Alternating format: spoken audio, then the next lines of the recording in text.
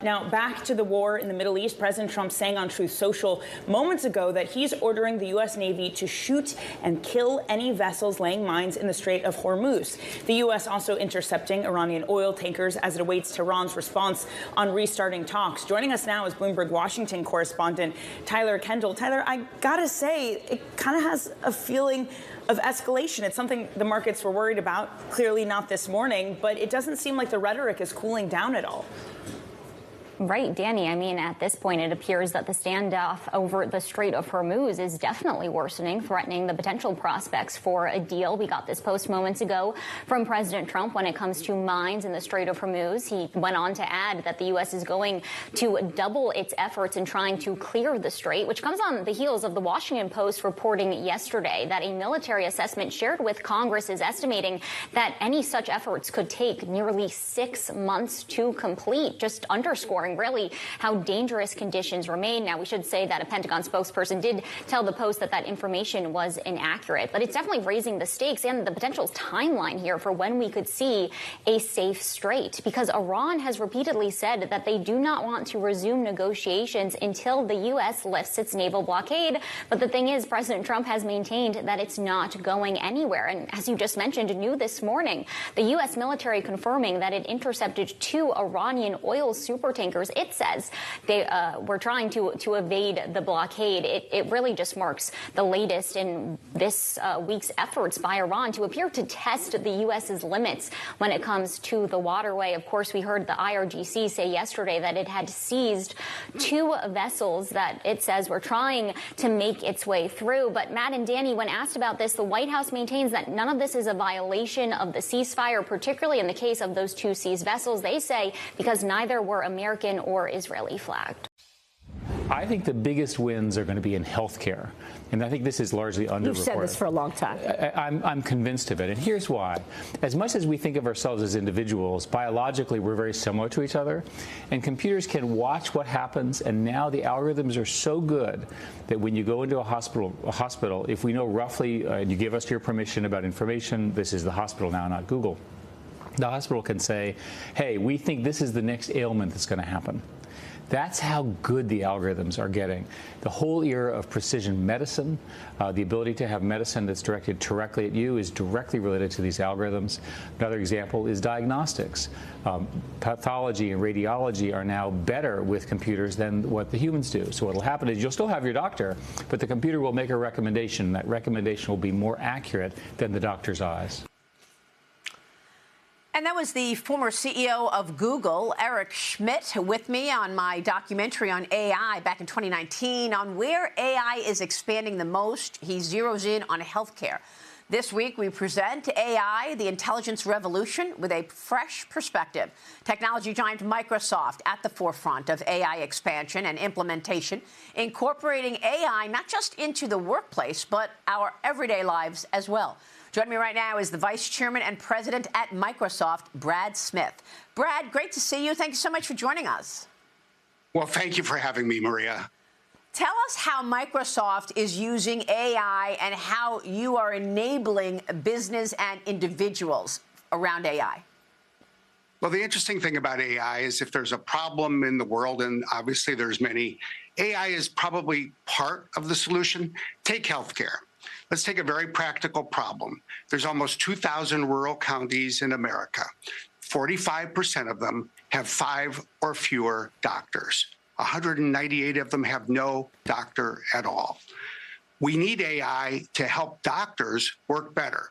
So we have a co-pilot AI assistant for doctors. I experienced it myself last year as a patient. I'm sitting in a doctor's office and the doctor said, I've got this new product from Microsoft. Would it be okay if I used it to help record what I'm saying to you that I don't have to write up the notes afterwards? And I'm like, let's give it a try. It makes every doctor able to spend more time with patients and less time writing up notes. It enables doctors with our other co-pilot technology to go research your ailment and find the best treatment. And if you're in a rural county where there's a shortage of doctors, this is a game changer. So it's that on steroids across the economy. Give you another example, wildfires. Last year, wildfires in this country destroyed almost 7 million acres, roughly the size of the state of Massachusetts. At Microsoft, we're working to put AI with cameras to be able to spot wildfires, identify that it's a fire out of control, and it enables the firefighters to send the right people to the fire faster to put it out before it spreads. That not only saves trees, it saves houses, it saves people's lives. That is why we do what we do. That is incredible, and it's great examples there. But Brad, so many companies are spending so much money, and the numbers are mind-boggling. We had Meta's new president, Dina Powell-McCormick, on the other day, and she told us that Meta is spending $600 billion on AI and data centers and sort of this build-out. How much is Microsoft spending? Well, we've said that this fiscal year, this 12-month period alone, we'll spend more than $140 billion, and we'll have earnings next week, and we'll update that. I think the main thing to know is we have more demand than supply. For the first time in my 32 years at this company, we cannot give everybody everything they want to buy. So we need to build out this expansion.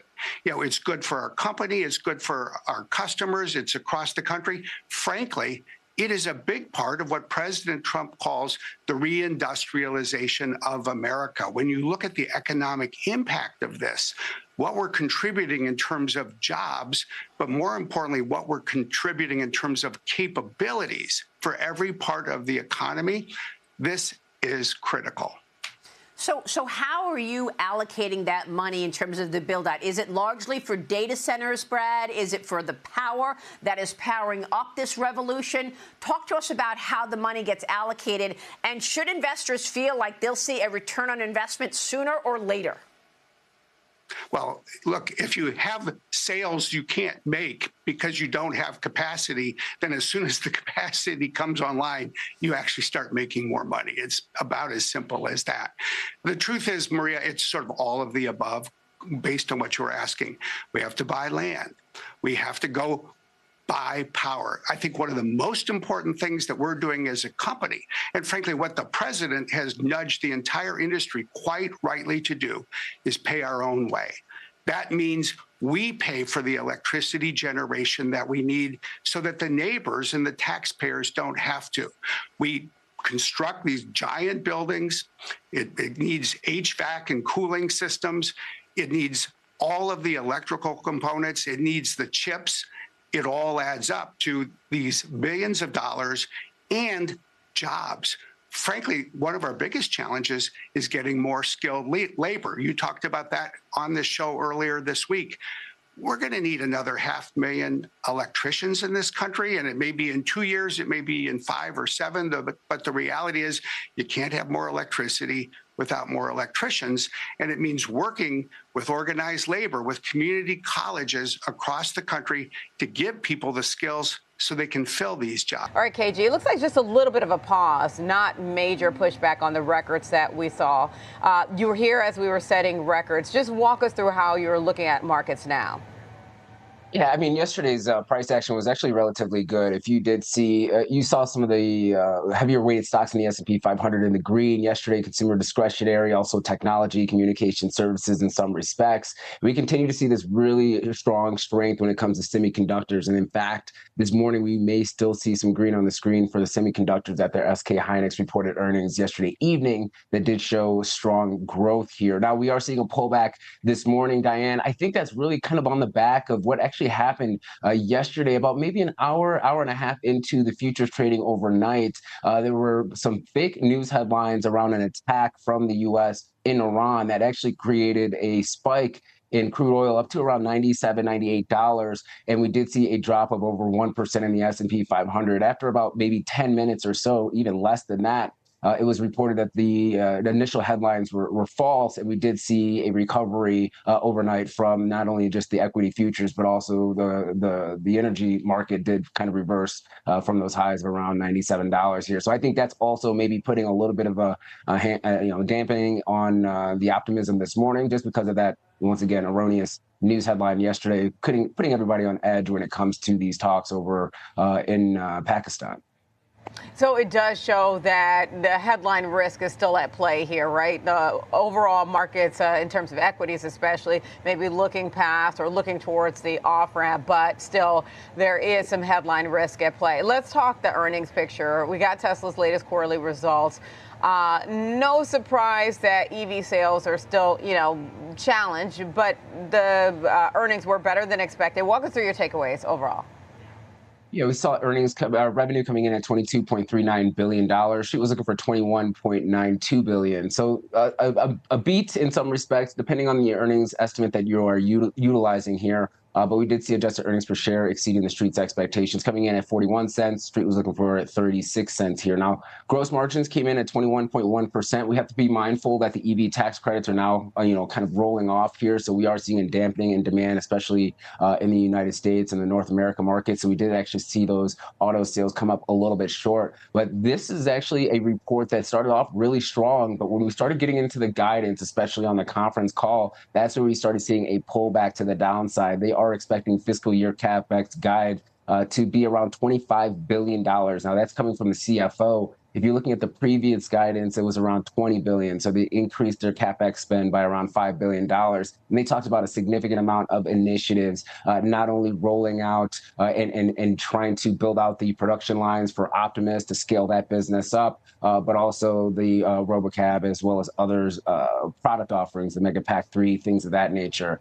They also talked about scaling up their fabrication operations, if you will. So getting into the semiconductor space, not only to provide the chips in-house, but also maybe to look at sales outside of their business. And that's really the direction that they're trying to go. It's autonomous vehicles, it's robots, and it's artificial intelligence. And in order to do that, the company is going to spend money. And the market really is kind of focusing on that CapEx guidance and maybe still putting it in the light of an automaker rather than a technology company that's really trying to make some headway when it comes to robotics and the semiconductor space as a whole here. So a pullback this morning, not a dramatic one. We did see a pretty decent move off the lows over the last couple of weeks here. But that's just, once again, the result of the CapEx guide was really the reason for this pullback this morning.